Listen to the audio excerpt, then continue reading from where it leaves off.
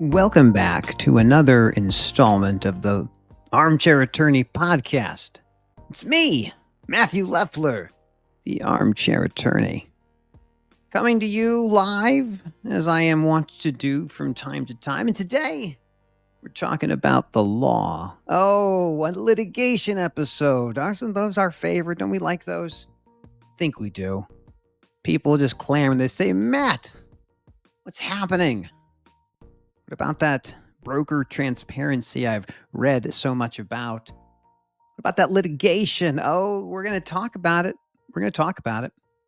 As always, I'm so grateful to have you join me, whether you're watching this live on all the places we stream this to, or you're listening to the podcast version, the audio only, that we do release as quickly as we can after we get a recording done. It's been a minute. I was here, 2 days ago? Was it 2 days ago?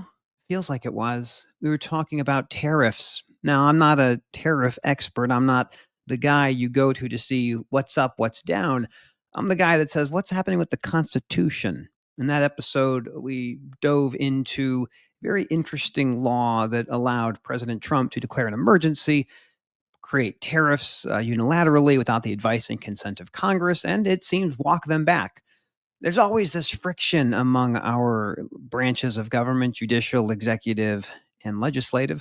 And I like to talk about those things when we get the opportunity. For those of you who don't know me, I've introduced myself. I'm Matthew Leffler, the Armchair Attorney.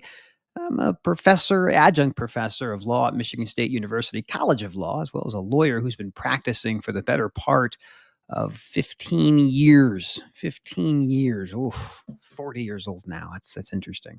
Now, today we're going to talk about the Pink Cheetah lawsuit around broker transparency, and I'll actually even answer a couple of questions I got separately before we dive into Pink Cheetah. So, first of all, this is not legal advice. Like, don't take legal advice from a podcast, even if the person who's doing it is a lawyer. If you think you need a lawyer, you probably do. It's not going to be me. So make sure you get some advice from counsel if you have legal questions. Now, we'll start off with TQL, Total Quality Logistics, but we're not actually going to start with TQL and the Pink Cheetah lawsuit. That is something we'll talk about here in a couple of minutes. What we're actually going to start with is an update. People have been reaching out to me. They say, Matt, what's happening with the litigation on employee misclassification that TQL has been embroiled in since 2010, 15 years or so? And that's a great question. And so I wanted to just kind of give everyone an update. This is the latest order in that case. This happened. Oh, I held it up for you listening. I held up a piece of paper, and the paper is an order that has to do with the misclassification litigation that TQL has been dealing with for 15 years. For you who don't know the case, I'll very quickly. The story goes entry-level workers, logistics account executive trainees, LAETs, what they're called. These were folks, men and women, who were classified as employees, but classified as exempt from overtime. These workers were making mid $30,000 a year. And for a period of time, they were not making any commissions. They were just purely salary. And they were working, in some cases, 60 hours a week, weekends, evenings, all of that stuff. The question became, are these people, are they exempt from overtime, or are they not exempt from overtime? If they are not exempt from overtime, how much overtime is owed?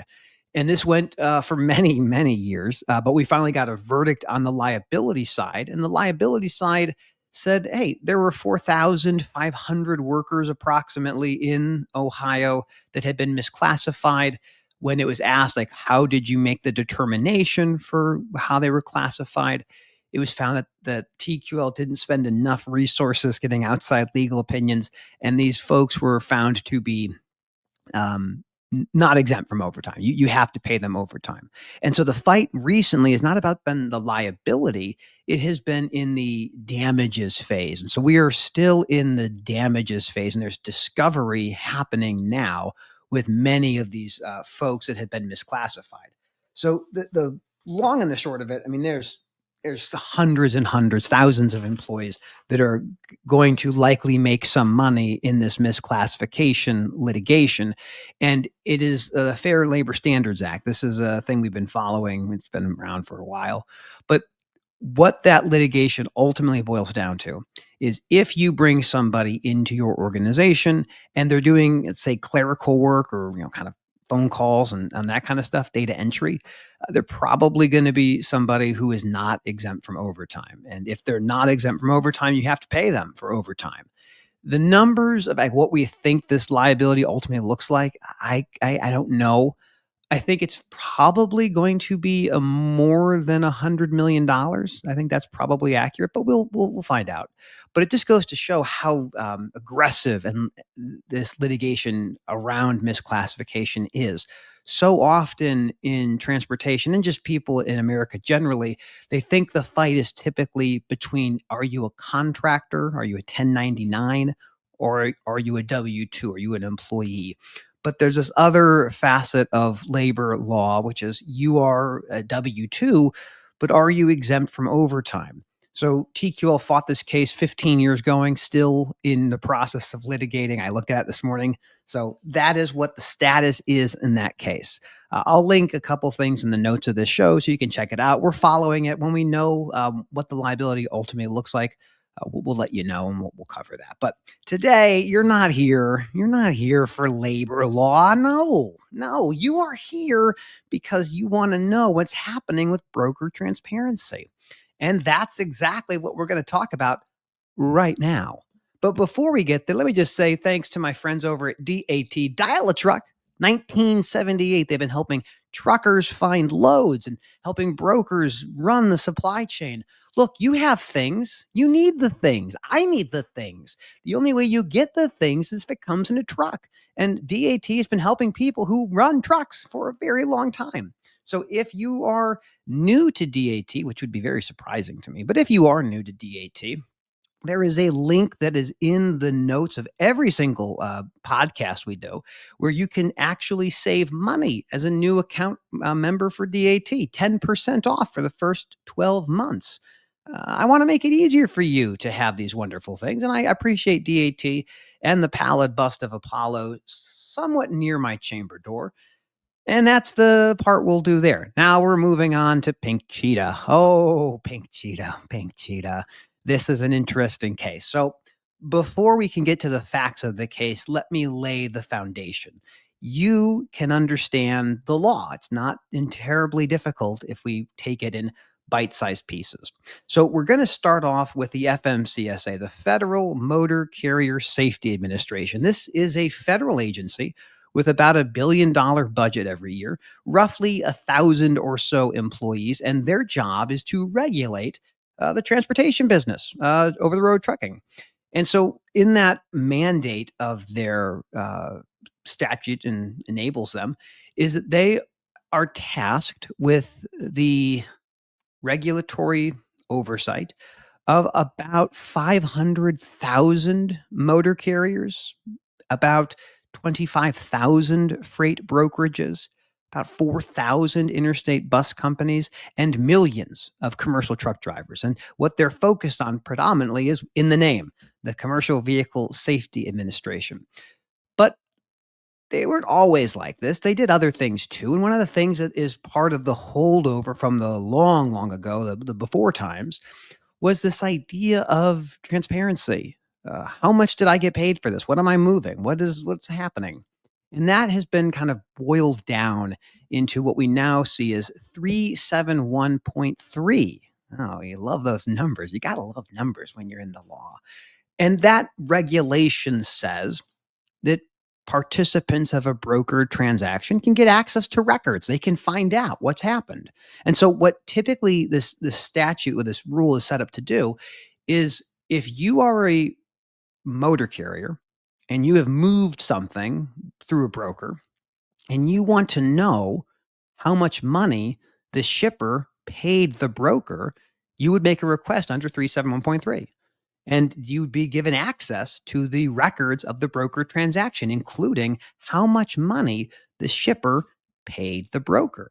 Because remember, the way that our supply chain works, as it relates to broker transaction is a shipper wants to move something to a receiver, and that shipper can hire directly a motor carrier, or they can work through an intermediary who would essentially aggregate it and find someone on their behalf. So if you go the route of the shipper working with the broker then reaches out and gets to the motor carrier. Where the broker makes money is the delta between the shipper paying the broker and the broker paying the motor carrier. Sometimes the broker makes a lot of money, sometimes they don't. Sometimes they break even, sometimes they make a windfall. This is the nature of a deregulated industry. Now, I'm not going to do the history of broker transparency. That's not what today's conversation is about. Today's conversation is about helping you understand the complaint and the response, which we'll get to in a moment. But we need to set the foundations. The foundations are there is a rule in the Federal Motor Carrier Safety Administration that says if you are part of a broker transaction, you may request records of that transaction. Now, just recently, the FMCSA has looked to modify the rules around broker transparency. The modifications are not super important for today's discussion, but I will highlight them so you understand. What they've asked to do, the FMCSA, is that records of a broker transaction should be in an electronic format and should be available within 48 hours of someone making a request for them. So 2 days, and here are the records. Now, that is all fine. We don't know yet what the new rule will look like if there is a new rule, but the FMCSA strangely had two comment periods. There's one comment period initially where people could weigh in and say, I like the rule, I don't like the rule, modify it here, change it there. And that happened. But then they opened it up again. More comments, more comments. And what it really ends up boiling down to is the actual heart of what we're going to talk about here. Now, I have written extensively about Pink Cheetah. I will link in this podcast an article that's in FreightWaves that I wrote when the complaint was first filed. We're not going to get into a ton of the nitty gritty of how much money do you pay to move ice cream. It's not my wheelhouse. I like letters. I don't really care about the freight inside the letters. Anyway, moving along. So here's what ends up happening. Pink Cheetah moves a load for TQL, Total Quality Logistics. Now, TQL is the second largest freight broker in the United States, billions and billions of dollars a year. And they are a very successful business that is privately held. Like nearly every freight broker I have ever encountered, the folks at TQL require motor carriers to sign away their rights under 371.3. What does that mean? What that means is that you may have something you have access to or have a right to have access to, but you can give it away. Now, we give away our rights every single day, every single day. And one of the most important things that I do as a lawyer, as an adjunct law professor as well, is to teach people about their rights. Like, what rights do you have? What rights are you willing to give away? Simple example, and it's very relevant to our friends at TQL, is giving away your right to compete. If you leave a job, you can go do whatever you want to do. But sometimes people give up the right to compete. They say, I love this opportunity so much that I would be happy to give up the ability to go and compete with someone directly. We give away our rights all of the time. If you're stopped by police and they say, may I search your car? You give up the right when you say, yes, please do search my car. This is the question about, fundamental constitutional friction, but again, we're not going to get into that. But what we get into in this case with Pink Cheetah is a central question that we have to ask ourselves. What rights can you give away? What rights can you not give away? And what happened in this case was Pink Cheetah gave up their rights to review the records of a broker transaction. They waived in their contract with TQL the right to know how much the shipper paid TQL. And that's how most brokerages work. Most brokers, I would say probably 99%, require motor carriers to waive the right to see how much the shipper paid them. And that's not, new or novel. It's simply a function of what the brokers offer and the carriers accept. I know plenty of motor carriers who have crossed off that line of 371.3. I know plenty of folks who have not redlined it and still ask for records. So that's a very good point. What good is a right if you can't give it away? Agreed. This is a separate story, but since this is my show and I can do whatever I want, I will do whatever I want. I don't generally believe in natural rights. I generally do not believe people have inalienable rights. And I mean that in the context of constitutional rights. We have constitutions, we have ordered liberty. And it's in those documents and those primary sources where your rights come from. Now, there are plenty of people who disagree with me and say, no, there are rights that are inalienable, that are separate from constitutional rights. And I want to believe that, truly I do. But functionally, pragmatically, we look at rights through a lens of what the Constitution gives us. That's what we do. We are constitutional rights. So that's a separate story. We'll get back to the story at hand. So Pink Cheetah agrees to move ice cream for TQL. They make the move. It happens. And then the folks at Pink Cheetah say, hey, I would like to know how much you were paid. And TQL says, no, you waived it. Why do you care? You've waived that right. You don't get it. And so organizations worked together to find a way to get those records. And it's all kind of, again, it's outlined in the article, and I'll just kind of briefly touch over it. They work with another organization, Pink Cheetah does, to get the FMCSA to look into this issue. And the FMCSA sends like a letter to TQL, and TQL responds, and here's the document. And that made Pink Cheetah realize that TQL probably made more than they did, or made almost as much as they did. And that necessitated Pink Cheetah to say once again, hey, I moved like 15 other loads. Can I get those records too? And the FMCSA had written a letter to TQL saying, you should probably do this, and you may be violating a statute about broker transparency. Remember this, that's a letter that is not an order. It's not an order from the FMCSA.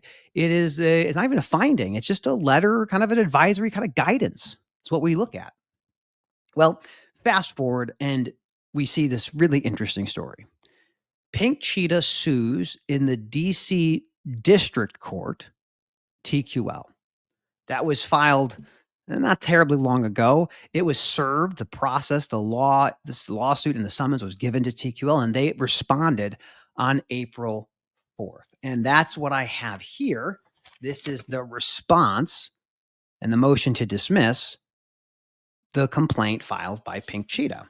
And people have been asking me like crazy, like, hey, is it a good motion to dismiss? Like, is it going to knock it out? Are you going to see this case continue? And that's why we get to talk about federal civil procedure. Oh, I love civil procedure. Civil procedure is like watching a timeline with laws, statutes, and code bundled in to tell you this is what's going to happen next. This happens after that.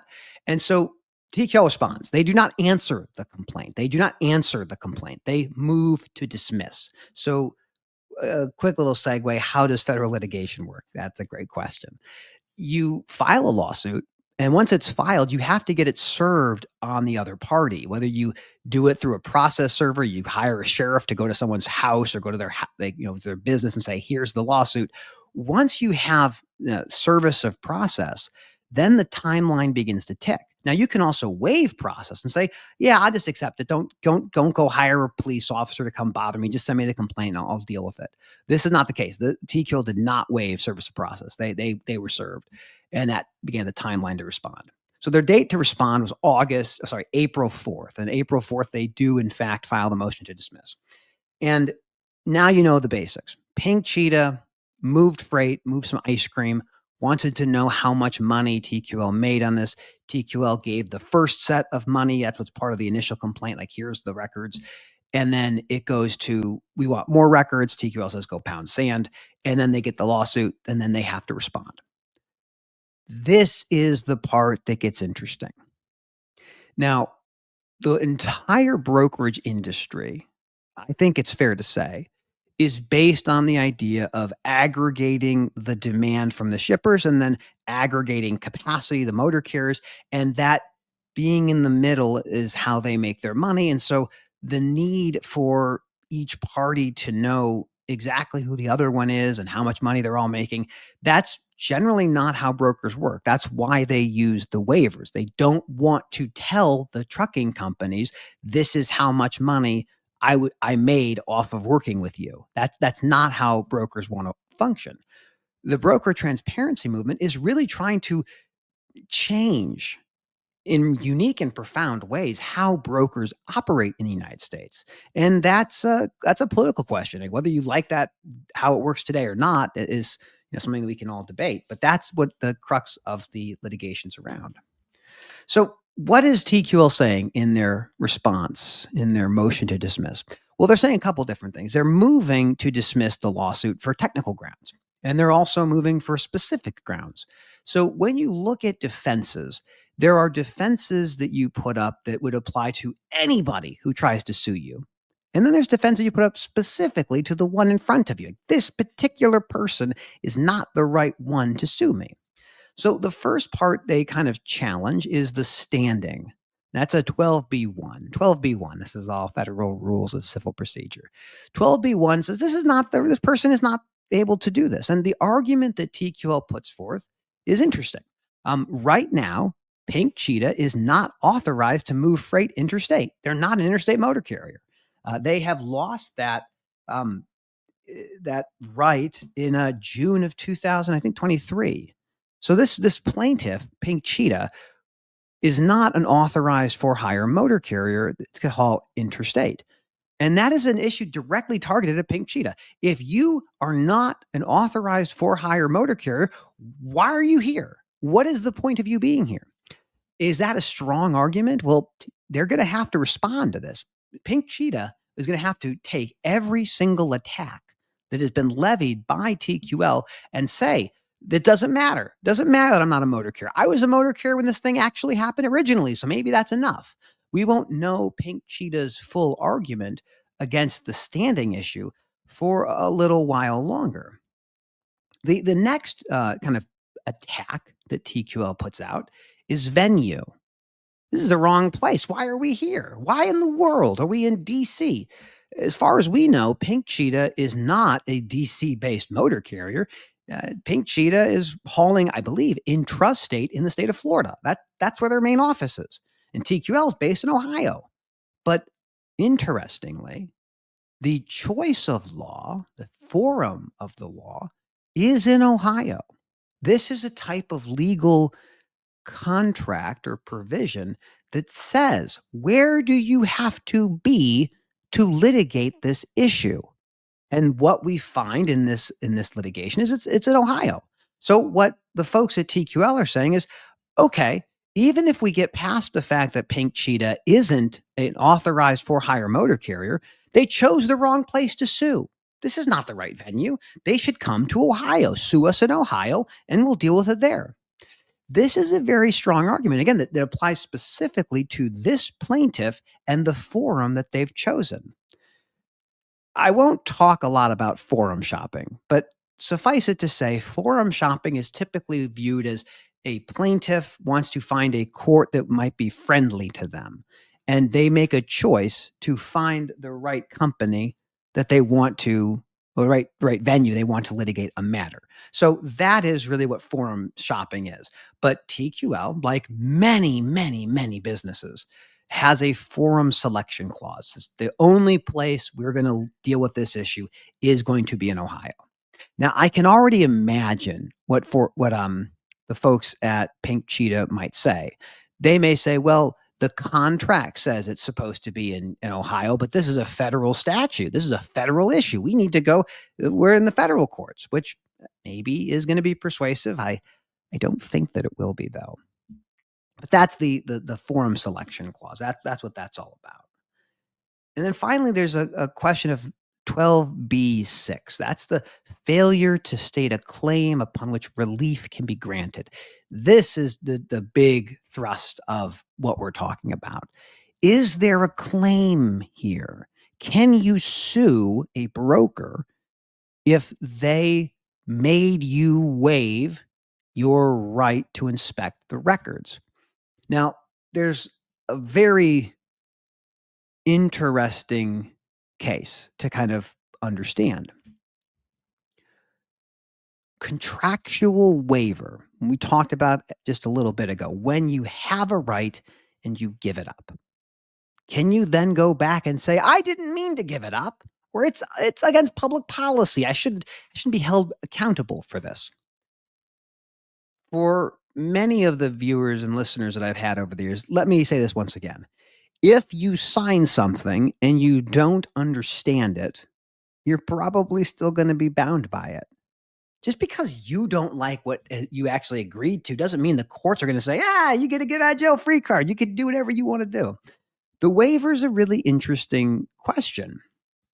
Now, the other piece to keep in mind is this waiver even a thing you can file a lawsuit about anyway?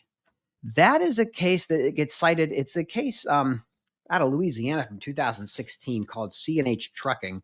But that case stands for the proposition that there is no private right of action, which means if you violate this law, presumably, there is no way to sue somebody because it was violated. There is no right to recover. This is probably where this case lives or dies. We can look at standing and say, well, Pink Cheetah isn't an authorized for hire motor carrier, so they don't get to have this lawsuit. They have to go away. But another plaintiff who is an authorized motor carrier could do the exact same complaint and say, I wanted this record, they didn't give it to me, therefore I want to sue. So these attacks that you do on a specific plaintiff are going to be effective against that specific plaintiff, but you may find someone who's a better candidate who is an authorized motor carrier. The form selection, yeah, okay, maybe DC isn't the place to do this. All of the records are going to be held in Ohio, so maybe that's the best place anyway. Maybe it's the most convenient place to litigate.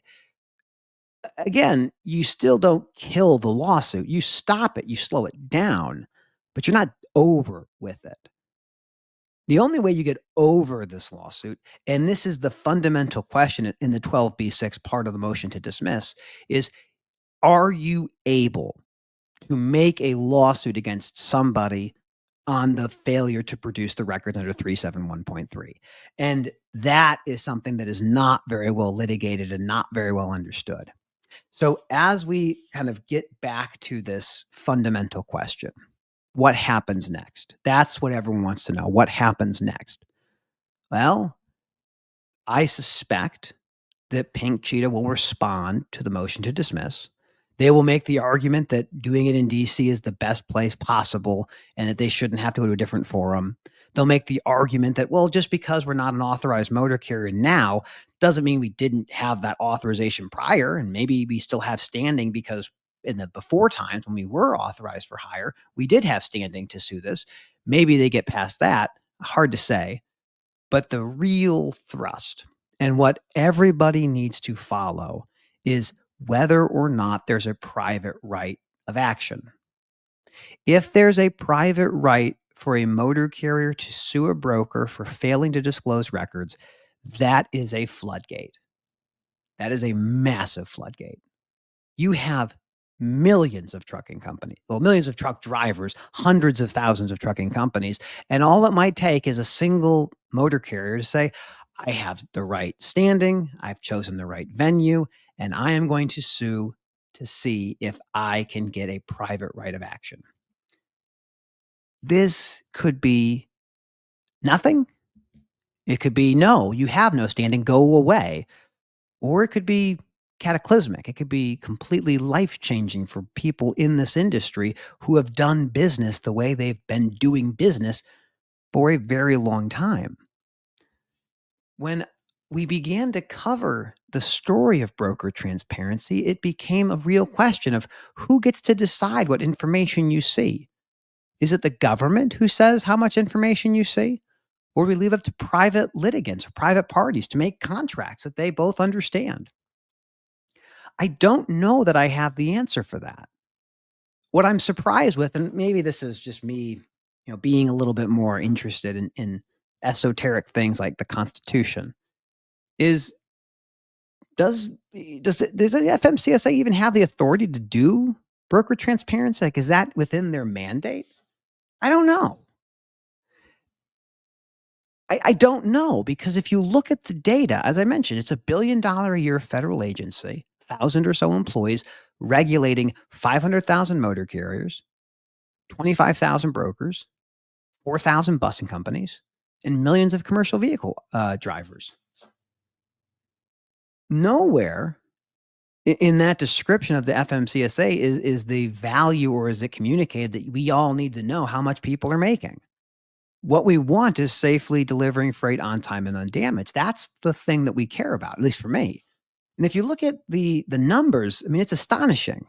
I mean, for people who are not from this industry, you should be concerned that 20% of all commercial vehicles at any moment are unsafe at any speed. That's crazy. We have 20% or so of every vehicle that gets inspected. When a person puts their hands on a truck or a trailer and says, these airlines are rubbing together, this light is out, these brakes are cracked, this tire tread depth isn't deep enough. We don't have enough resources to do that part, let alone get in between the private contracts of brokers and motor carriers. No one forces a motor carrier to work with a broker, and no broker is forced to use a motor carrier. They're separate businesses. But ultimately, we have to make a decision. We have to say who gets to decide. And if you look at this, if you look at this thing from the lens that I look at it, you say, well, how does knowing how much a shipper paid a broker change how we maintain commercial vehicles? Or does it make people behave safer knowing how much money another party to a transaction made? I don't know the answer to that. I don't think there is a good business case for why transparency will make things safer. If you could make that argument, then maybe it does fall within the mandate of the FMCSA. Where do we go from here? We've spent 30 minutes now kind of running through the story of Pink Cheetah and TQL. My belief is we're going to know really well what the outcome will be based on the response to the motion to dismiss. So, again, how it works: file a complaint, get service of process. The other side, the defendant, makes a response, whether they file a motion to dismiss or they file an answer. If they file a motion to dismiss, which they have here, Pink Cheetah will file a response to the motion to dismiss. And then TQL will reply to the response to the motion to dismiss. And once you have the reply, the court will make an order. That order could be anything from, you've chosen the wrong forum, go to Ohio. It could be, this is good enough, go ahead and file your answer. Or they could say, it's gone, it's not good enough, try it again. Have another bite at the apple.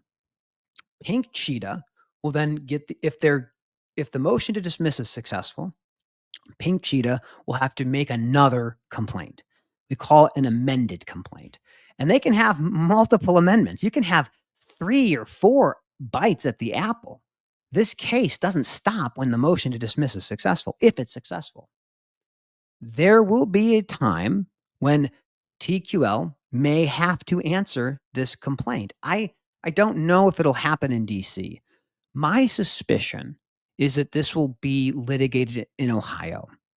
And if Pink Cheetah has the resources to litigate in Ohio, they're going to be in TQL's home court. And TQL is one of the best litigators I have ever encountered in my entire career. As I mentioned before, that misclassification lawsuit that people keep asking me about was from 2010, 15 years ago. It was a while ago. They have the bandwidth to litigate forever, probably. But if this vector of attack is successful, or if it does get under the skin of the brig broker TQL, it stands to reason we'll likely see more of those. Now, I don't know if we'll see a ton of those, But it's very important for you as a broker, if you run a brokerage, that you are talking with your team about how you're going to handle this. Like I said, you have two modes that are attacking at the same time this issue of transparency. On the one hand, you have the FMCSA with proposed rules that would modify pretty strikingly how we look at 371.3 electronic records available within 48 hours, sent to you when you request it. That is one path. The alternative path is this litigation directly against TQL continues, and maybe more trucking companies try to do this. What I really want is for us as a country, as an industry, to really focus on what we're supposed to be focusing on. I don't think the FMCSA is equipped to deal with these types of issues. And I would be very surprised if the Trump administration were to put out new rules on 371.3. That seems very counterintuitive to their mandate, or they've said for every new reg, you get rid of 10. This seems to be the kind of regulation that we should get rid of. For brokers out there, you're going to need to be vigilant. You can't step to the side of these issues. You really do need to be cognizant of the liabilities and the risks that are happening all the time. Law, like supply chain, is fluid. You need to be on top of what's happening. It's fascinating. I try to take cases that are happening right now and make them make sense to you. Like, how does a rule make it in the administrative state? Well, they make a proposal, people comment, they make a final rule, it gets implemented, people sue, they stop it, or they let it happen and they deal with it. This other attack, this attacking the broker directly with a lawsuit, is not novel necessarily, but it certainly is compelling. This is going to be something we have to understand, because if you are a broker and for whatever reason, you were required to disclose exactly how much the shipper paid for everything that you did for them, that is going to change how that industry works. And brokering is still fairly new. I mean, 20 years ago, it was like 5 or 6% of all freight got moved by a broker. Today, it's 20, 25%. It's a fascinating example of how law and supply chain intersect. So, the thing I would say as we wrap up for today's conversation is that it all rests, at least for this pink cheetah lawsuit, not on the standing. Someone eventually can overcome that challenge. Not on the venue. You can always go to the venue that TQL specifies or any broker specifies in their agreement. It goes to whether there is a private cause of action for not complying with 371.3. And that question is, if you do not have an independent cause of action, you can never sue for this issue. It will never work. But if there is an independent cause of action, oh, the parade of horribles. The parade of horribles.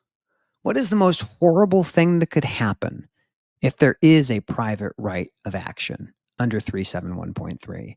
See, one of the best things about being a lawyer is I am trained and I am primed to only think about the worst case scenario. The worst case scenario that is possible under this framework is you could have a class action of hundreds of thousands, maybe millions of drivers who want access to these records. Whether those records are helpful for them running their business or not is immaterial. They would be able to go after these things, which is why I am so emphatic when I talk to motor carriers. If you think that the federal government is best served by going after brokers to force them to give you records, that's how you think your business will be successful, you are going to struggle. It is no one's responsibility to make a profitable business other than you. It's your obligation. It's what you're tasked with doing. There are tools. There are so many tools to understand pricing dynamics. That's why I work with DAT. That's what they do. But you can do it with TruckStop or Sonar. There's other products that will help you understand how do you price into your customer what it takes to move freight.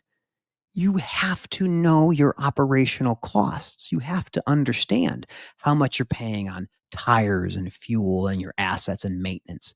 These are things that no one's going to come do for you. It's your job. And if we keep thinking that it is the government's job to help us and bail us out and fight our battles for us, we will be disappointed. We will not be successful if that is the path that we take. So, as I get ready to wrap this little conversation up, understand this.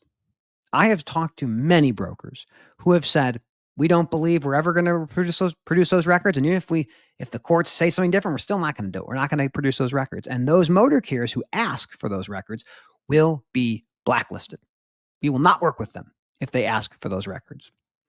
So, as a motor carrier, small business owner, your job is to safely deliver freight on time and undamaged.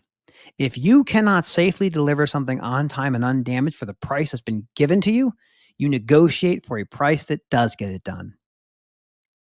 You thinking that the shipper direct is the pathway for you, you should go do that. You should go out there and try to win direct customers. Shippers, some of them want to work directly with motor carriers. Some of them don't want to work with a bunch of brokers.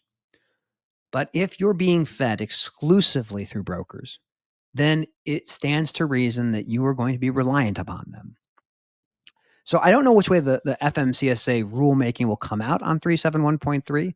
Again, I don't feel it would be reasonable for the administration to force more regulations on the trucking industry. But, stranger things have happened. But this lawsuit, the Pink Cheetah one, it probably won't be successful. I don't think it would be. I think the argument that Pink Cheetah is not an authorized motor carrier and has chosen the wrong venue is going to stop them from litigating in DC.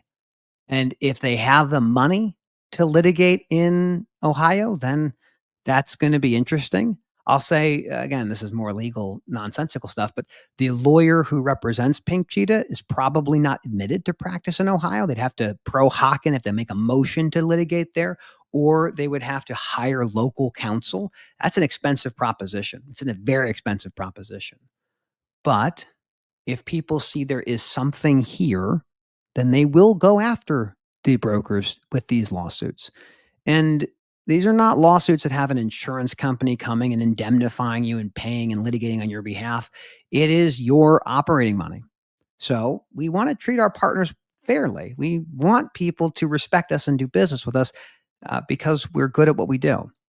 And that's my take on the Pink Cheetah lawsuit. Again, I'll put an article I wrote for FreightWaves here in this so people can take a look and see some of the general facts of the case.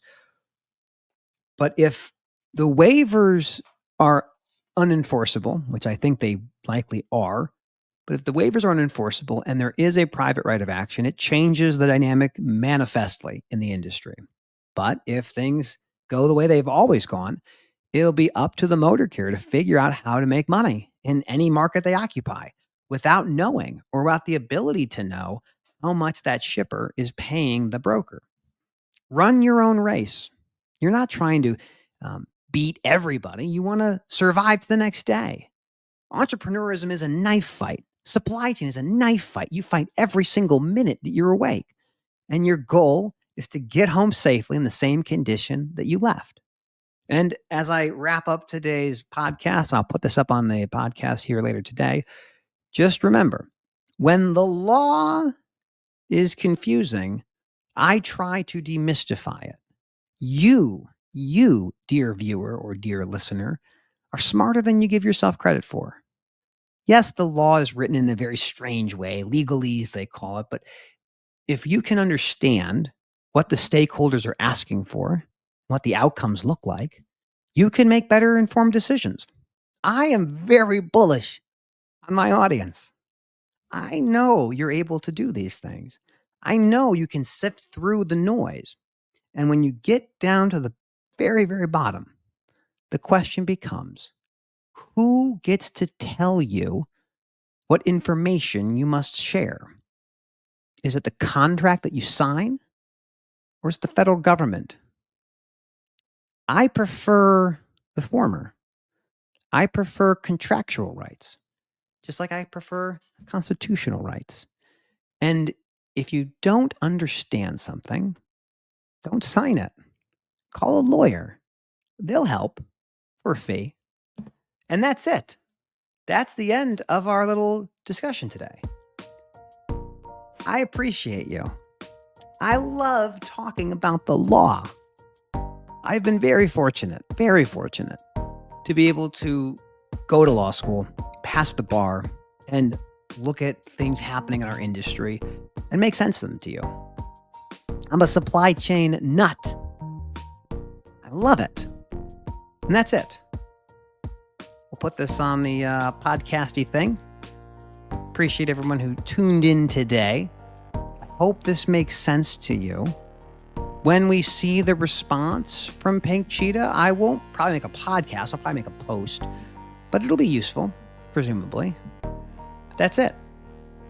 FMCSA, one side, private contracts on another. Is there a claim? Oh, time will tell. But when that time comes, I'll be here. I hope you will be too. Have a great day. See you next time.